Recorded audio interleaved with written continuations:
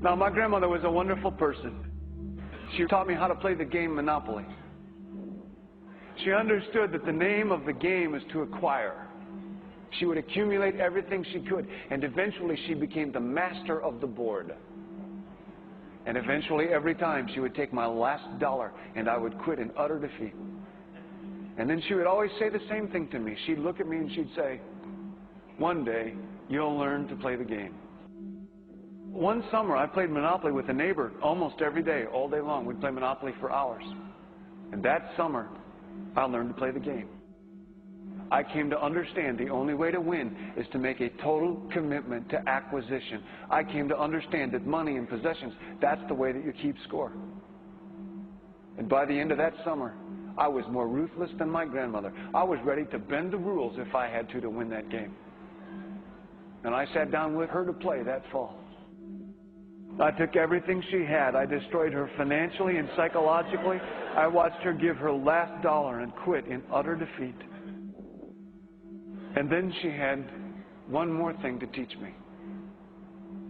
Then she said, "Now it all goes back in the box."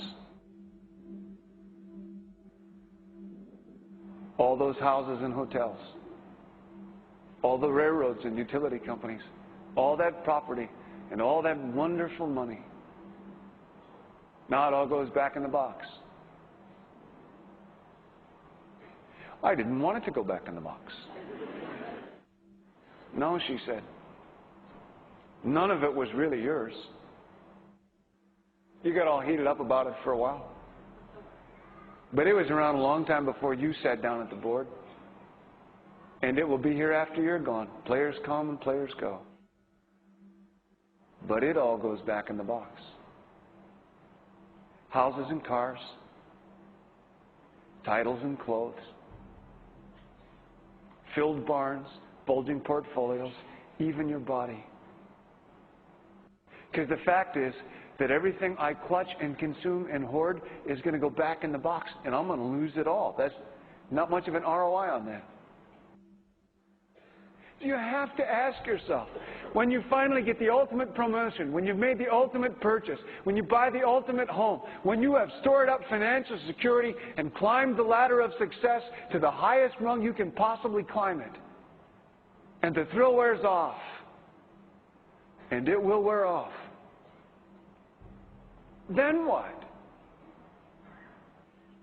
How far do you have to walk down that road before you see where it leads?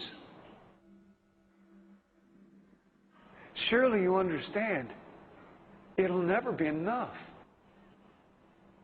So you have to ask yourself the question, what matters?